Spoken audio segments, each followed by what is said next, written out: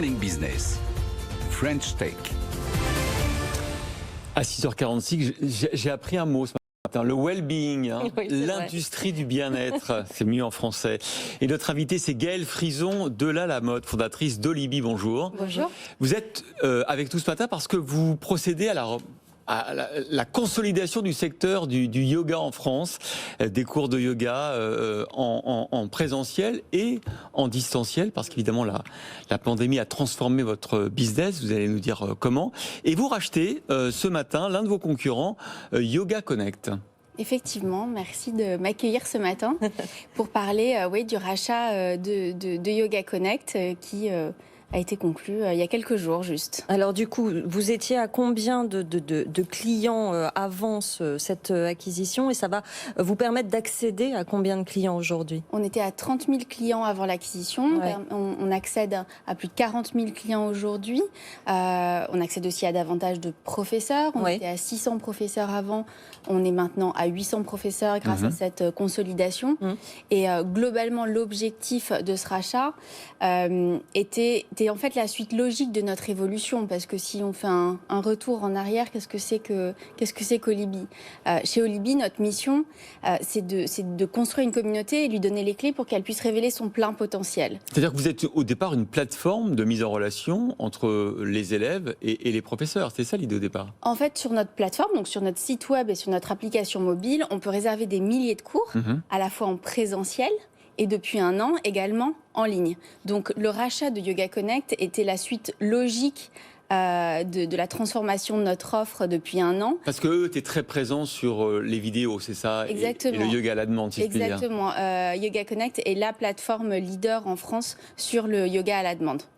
Vous proposez toujours malgré tout des cours en présentiel, quand ce sera rouvert évidemment, des cours en distanciel. Est-ce que le rapport va s'inverser d'après vous en 2021? Là évidemment on est forcément, on fait ça chez soi, mais est-ce que vous pensez que ça va changer le rapport des gens justement au sport de bien-être et au yoga particulièrement? Alors c'est évident que tout ce qui se passe depuis un an a profondément changé et accéléré la façon dont les gens font du sport. Ça, c'est évident. Cela étant, nous, évidemment, qu'on va continuer à faire du présentiel. On va reprendre, on a hâte d'être au 9 juin, date 9 juin quand même, annoncée pour la réouverture des salles de sport. Ce qu'on constate aujourd'hui, c'est que ça fait déjà quelques semaines, parce qu'on avait le droit, on pouvait faire des cours en extérieur, en présentiel, en petits groupes. Et ce qu'on constate, c'est que tous nos cours sont remplis et sont remplis quasiment 3 semaines à l'avance. Donc les gens ont envie de revenir en présentiel. En ligne, c'est génial, c'est hyper pratique, c'est hyper complémentaire en fait à une pratique en présentiel, mais le en ligne ne remplace pas non plus complètement une ambiance, la relation avec le professeur et la relation avec les autres élèves. Bref, ça ne remplace pas vraiment le lien social. Alors j'aimerais avoir votre point de vue sur l'évolution de ce marché, parce qu'il y a des plateformes énormes qui sont en train de se mettre en place. Je pense par exemple à Apple, Apple Fitness Plus, qui propose, pas encore en France, mais bientôt dans le monde entier, des cours, notamment de yoga. Est-ce que c'est un peu les Netflix du bien-être qui sont en train de débarquer? Est-ce que ça vous fait peur? Est-ce que ces géants, notamment américains, qui vont révolutionner ce secteur, qui, vous l'avez dit, depuis un an, a montré tout son potentiel? Comment on fait quand on s'appelle Olibi, quand on rachète effectivement son concurrent Yoga Connect? Ça sera quoi vos forces selon vous par rapport à eux? Alors déjà, ce que j'en pense, c'est que c'est génial. Bon.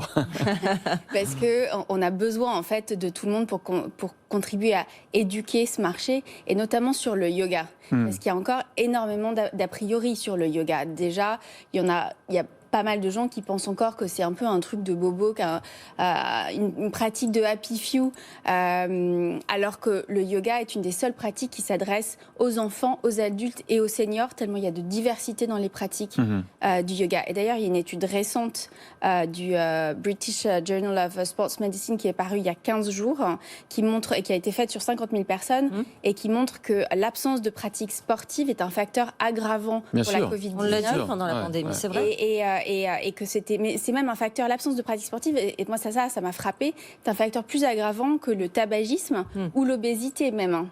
D'où la nécessité de faire du sport. Donc plus il y aura de plateformes, plus le marché se développera et plus les gens prendront conscience de son importance. Et juste un dernier point, juste sur la taille du marché. Certes, Apple débarque, mais c'est le marché du well-being. 74 milliards d'euros. 74 milliards d'euros, tout à fait, avec une croissance de 10% par an.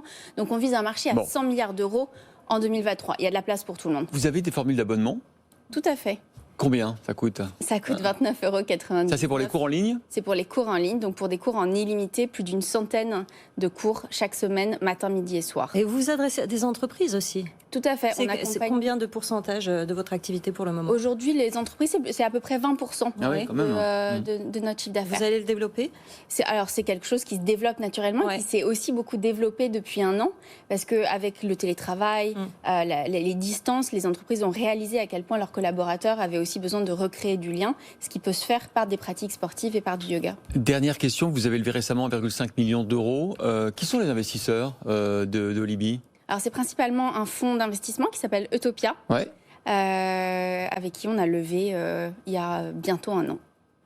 Eh bien, merci beaucoup Gaëlle Frison de la Mode d'avoir été notre invitée.